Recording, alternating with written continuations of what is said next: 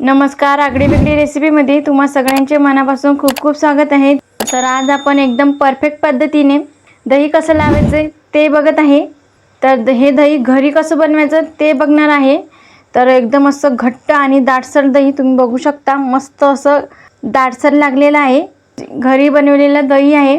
तुमचं सुद्धा दही असं घट्टच यावं त्यासाठी तुम्हाला व्हिडिओ संपूर्ण बघायचा आहे। अजिबात कुठेही स्किप करून बघू नका, व्हिडिओ शेवटपर्यंत बघा। भरपूर साऱ्या व्हिडिओमध्ये टिप्स आहे त्या तुम्ही फॉलो करा, म्हणजे तुमचं ही दही छान असं घट्ट लागेल आणि मस्त सुरीने कापता येईल असं घट्ट होईल। तुम्ही बघू शकता, क्या बात आहे। बघा मस्त इथं एकदम घट्ट असं दही बनलेलं आहे। चला तर मग आपण रेसिपीला पटकन सुरुवात करूया। पण त्या अगोदर जर तुम्ही चॅनलवर नवीन असाल तर पटकन सबस्क्राईब करा आणि त्याचबरोबर बेल आयकॉन हिट करून ऑल सिलेक्ट करा। चला तर मग आपण उन्हाळ्याच्या दिवसामध्ये सुरीने कापता येईल असं घट्ट दही बनवायला लगेच सुरुवात करूया। बघा इथं दही बनवण्यासाठी मी 1 लिटर फुल क्रीम म्हशीचं दूध घेतलं आहे, गॅसवर गरम करायला ठेवलं आहे। आता आपल्याला हे दूध मस्त असं उकळून घ्यायचं आहे। तर इथं आपण दुधाला 1 उकळी आणून घेऊया आणि तुम्ही बघू शकता दुधाला उकळी येण्यास सुरुवात झाली आहे। हे घट्ट दूध आहे म्हणून अशी भरपूर साय यामध्ये जमा झाली आहे। आता हे या दुधामध्येच आपल्याला मिक्स करून घ्यायचे आहे।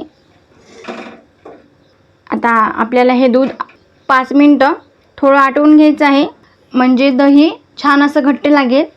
आता इथं मी 5 मिनिटं फक्त हे दूध हलकंसं आटवून घेते। बघा इथं मी 5 मिनिटं हे दूध थोडं आटवून घेतलं। तुम्ही बघू शकता मस्त असं दाटसर झालं आहे हे दूध। आता आपल्याला गॅस बंद करायचा आहे। आता इथं हे दूध आपल्याला थोडं कोमट करून घ्यायचं आहे, एकदम असं थंडगार करायचं नाही। नंतर आपण याचं टेम्परेचर बघूया। तर बघा इथे मी दही लावण्यासाठी मातीचा बाउल घेतला आहे। तुमच्याकडे मातीचं भांडे अवेलेबल नसेल तर तुम्ही स्टीलच्या भांड्यामध्ये सुद्धा बनवून घेऊ शकता, त्यामध्ये सुद्धा छान लागते। पण मातीच्या भांड्यामध्ये दही बेस्ट लागते। तर इथं मी विरजण लावण्यासाठी या चमच्याने मोजून 3 चमचे दही घेतलं आहे। विरजण लावण्याचं दही आंबट नसावं, जर ते आंबट असलं तर तुमचं दहीसुद्धा आंबट तयार होईल। त्यामुळे मी इथं आंबट नसलेलं दही घेतलं आहे विरजणासाठी। आणि त्या दुधामधीलच मी 5-6 चमचे दूध काढून घेतलं होतं। हे कोमट दूध आहे, यामध्ये आपल्याला घालून घ्यायचं। हे दही आपल्याला चांगल्या प्रकारे असं फेटून घ्यायचं आहे।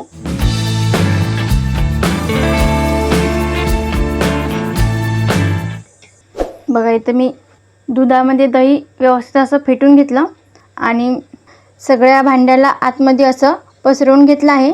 बघा असं मी याला व्यवस्थित पसरवून घेतलं, जेणेकरून आपलं दही व्यवस्थित असं घट्ट लागेल।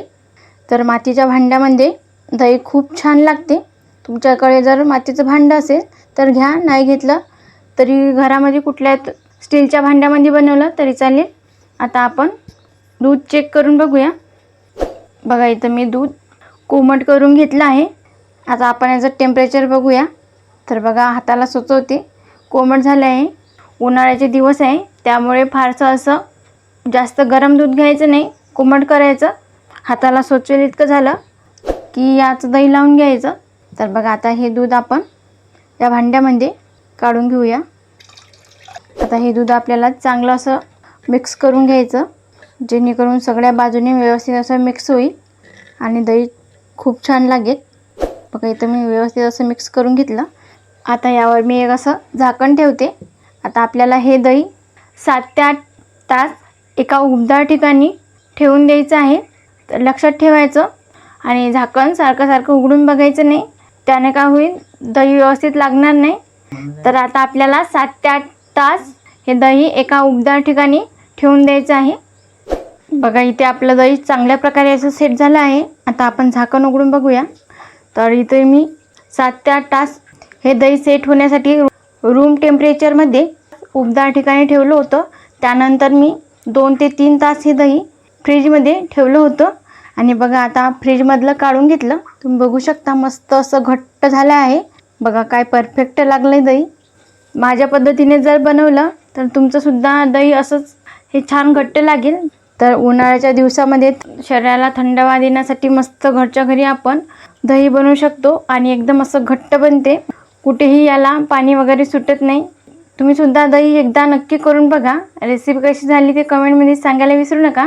तुम्हाला जर आजचा व्हिडिओ आवडला असेल तर लाईक करा, जास्तीत जास्त तुमच्या फ्रेंड फॅमिलीसोबत शेअर करा. तसेच आगळी वेगळी रेसिपीला सबस्क्राईब करायला विसरू नका आणि त्याचबरोबर बेल आयकॉन हिट करून ऑल सिलेक्ट करा, जेणेकरून मी छान छान रेसिपी अपलोड करेल त्याची नोटिफिकेशन तुम्हाला येऊन जाईल. आज वेळात वेळ काढून तुम्ही संपूर्ण रेसिपी बघितल्याबद्दल तुम्हा सगळ्यांचे मनापासून खूप खूप धन्यवाद. अशी छान छान रेसिपी तुम्ही सुद्धा बनवून खात जा. भेटूया नेक्स्ट व्हिडिओमध्ये.